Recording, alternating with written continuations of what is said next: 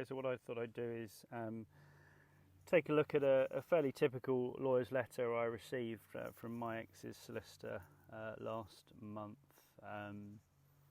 Show you kind of what divorce is like in the legal sphere, what the letters can be like, and sort of dissect it.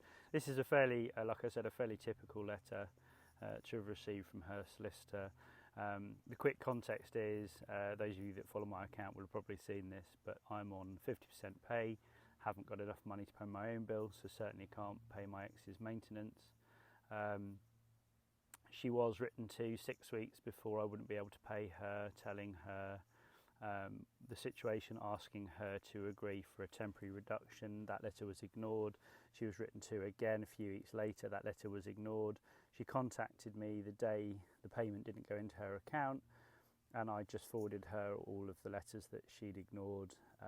No response, and this letter turned up about well, it's 22nd of June, and the payment didn't go in on the 1st of June, so 3 weeks later. I think first thing, in my experience, lawyers' letters often arrive Friday afternoon about 5 o'clock. It's a pretty mean tactic, really. You're going to get a letter from your lawyer, from a lawyer, sorry, at 5 o'clock on a Friday. It will be quite unpleasant, as this one is, and of course you're not going to be able to get hold of your lawyer or solicitor until at least the Monday, so it's going to ruin your weekend. I think the cynic inside me says that's completely intentional, and it's designed to try and get you probably to agree with whatever it is they're demanding without being able to speak to your solicitor or lawyer first. So that's the first thing, is never rush to reply to a solicitor's letter.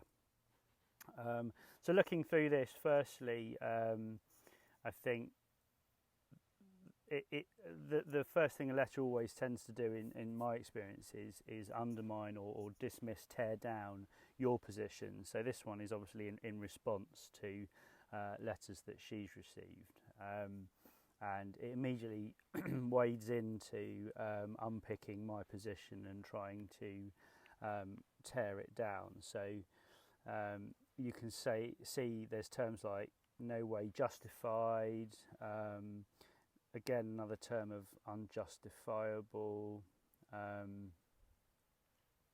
It talks here about common sense, insinuating that I'm the one sort of being nonsensical and irrational.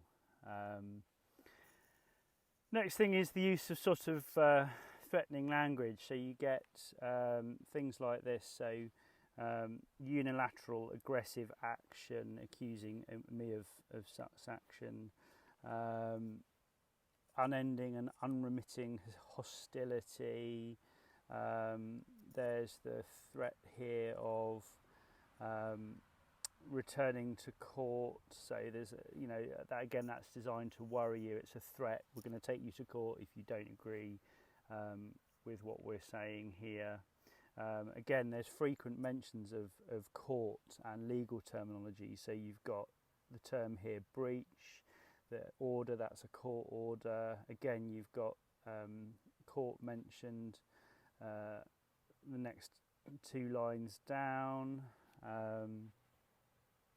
The threatening more legal action.